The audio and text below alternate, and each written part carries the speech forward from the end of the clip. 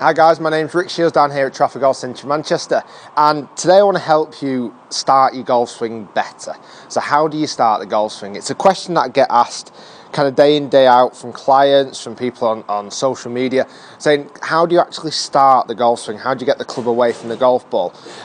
Honestly, there's no right or wrong answer, let's say. So that sounds quite broad, but there is no absolute perfect answer. I'm going to give you today some ways of being able to do it better and just giving you a bit more of an understanding of it. So obviously it's one of those points where you're stood over the golf ball and it's that trigger before we take the club away. It's that first almost shotgun start. We need to get something that happens before we hit. And a lot of players use some type of trigger, let's say, in the way that they might move the club, or they might press the hands forward, or they might tap the toe. In fact, I actually do two of those things. I know when I set up to the golf ball, once I've got into my address position, now you might not see it really clearly on the camera, but I actually tap my toe just 2 or 3 times. I don't know why I do it. I don't know how it's ever come about, but it's something that I've always done. So once I've set up, or certainly it's always something done as I've remembered, I just get my toe tapping into this position here, and it seems to just put me in a nice kind of trance, almost quite an ease over the golf ball. It almost like a pre-shot routine more than anything. It just helps me get ready to take the shot. So once I'm actually setting up, I'm just tapping my toe and then have a quick check on my target. And the last thing I do, you can notice I've never really put the club down behind the ball yet. The last thing that I do is I push the hands forward of the ball, that little forward press of the ball, and then take my takeaway away. And like I say, I don't know where that's kind of come from. I don't know how it's happened, but it's something that I do almost every single shot.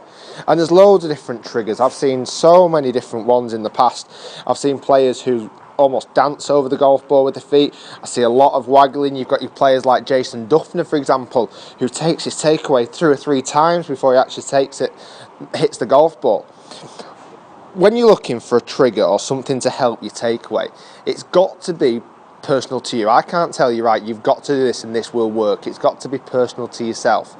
One of the things though, when you are doing it, is making sure that you do it all the time, every time, practice it as much as you can, and get used to that trigger. Now, the only recommendation that I would make is make sure you don't stand over the golf ball for too long while you're making this movement. I rarely like to see the club sat behind the golf ball for more than a couple of seconds maximum.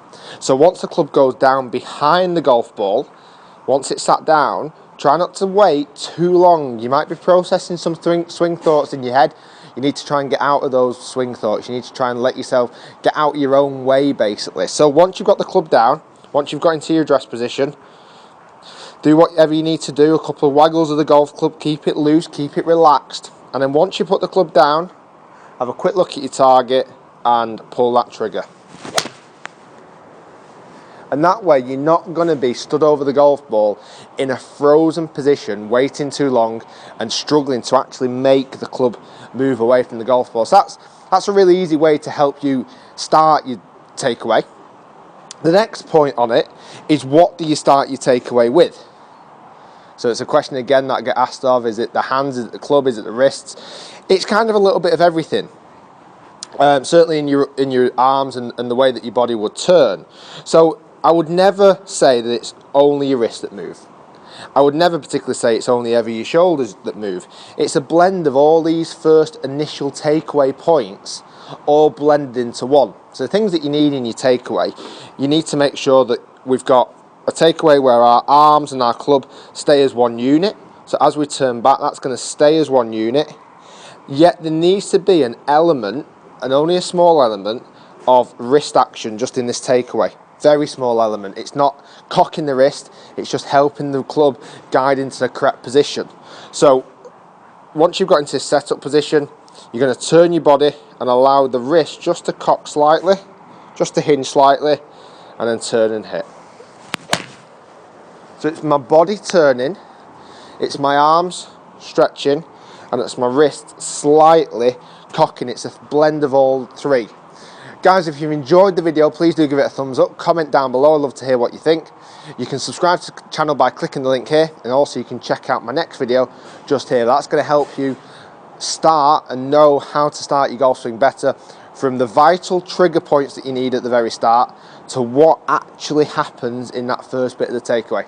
Guys, thanks so much for watching. My name's been Rick Shiels down here at Trafford Golf Centre in Manchester.